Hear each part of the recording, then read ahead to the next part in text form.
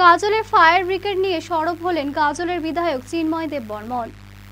শালাইডাঙ্গা গ্রাম পঞ্চায়েতের পোলাডাঙ্গা গ্রামের বাসিন্দা অমরেশ বিশ্বাস মহাশয়ের বাড়িতে অজ্ঞাত কারণে অগ্নিসংযোগ ঘটায় সারা বছরে খাদ্য সামগ্রী রাখার গুদামঘর ও পশু রাখার ঘর আগুনে ভস্মীভূত হয়ে যায়।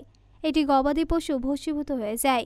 সেই মর্মাহত পরিবারের সাথে সাক্ষাৎ করে পাশে থাকার আশ্বাস দিলেন মাননীয় বিধায়ক শ্রী চিন্ময় দেব বর্মন।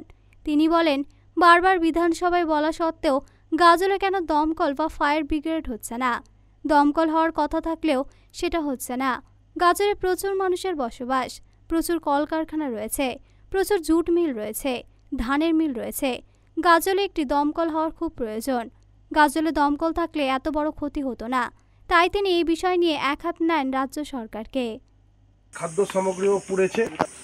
আজকে শালাইডাঙ্গা গ্রাম পঞ্চায়েতের পোলাডাঙ্গা গ্রামে অত্যন্ত মর্মান্তিক একটা দুর্ঘটনা ঘটেছে। অগ্নি সংযোগ আর ঘটেছে সেটি একটি বাড়িতে, গৃহস্থ বাড়িতে, মাননীয় অমরেশ বিশ্বাস মহাশয়ের বাড়িতে ঘটেছে। ওনার খাদ্য সামগ্রী রাখার যে জায়গা, আমরা যেটাকে ভান্ডার ঘর বলি, সেটা, এবং তার পাশেই আর গরুর যে ঘর, সেই ঘরে অজ্ঞাত কারণে আর আগুনটা লাগে রাত্রেবেলা অন্ধকারে। তখন গৃহস্থ বাড়ির সমস্ত মানুষ তারা শুয়েছিল, ঘুমিয়ে গেছিল। সে মতো অবস্থায় সেই ঘরে আগুন লাগার ফলে ওনাদের যে সঞ্চয়কৃত খাদ্য সামগ্রী তা পুড়ে ছাই হয়ে যায় এবং বাড়ির একটি গরু, আর সেই গরুটি মারা যায়। এই দুঃখজনক দুর্ঘটনায় আমরা সকলে মর্মাহত।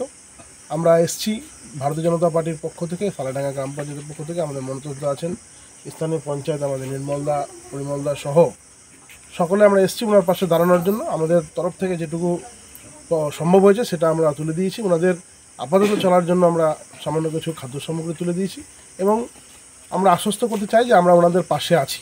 বারবার আমি পশ্চিমবঙ্গ বিধানসভায় এই গাজলে একটা আর অগ্নি নির্বাপক কেন্দ্র বা ফায়ার ব্রিগেড হওয়ার জন্য বারবার আর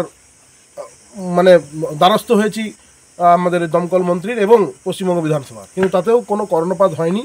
এই যে বর্তমান একটা সেশন চলছে, আজকে সানডে, আমি ছুটিতে আছি, এই সেশনেও আর মাননীয় দমকল মন্ত্রী উনি ঘোষণা করেছেন 24টা না 25টা প্রায়োরিটির মধ্যে রয়েছে, তার মধ্যে গাজল। কিন্তু সেই প্রায়োরিটি কবে শেষ হবে? 5 বছরে 4 বার বিধানসভাতে। আর গাজলের মতো একটা উন্নয়নশীল জায়গা যেখানে প্রচুর কলকারখানা সহ প্রতি বছর এরকম আর অগ্নিসংযোগ ঘটে, বহু প্রাণ এবং বহু সম্পত্তি ক্ষতি হয়। আমি বারবার দৃষ্টি আকর্ষণ করার পরেও এই বর্তমান সরকার তারা করতে অপারগ, তারা করতে পারেনি, কারণ তাদের সদিচ্ছার প্রচুর অভাব। তারা দান খয়রাতের মধ্য দিয়ে এই সরকারটা চালাচ্ছেন, পশ্চিমবঙ্গে চালাচ্ছেন। মালদা টুডে।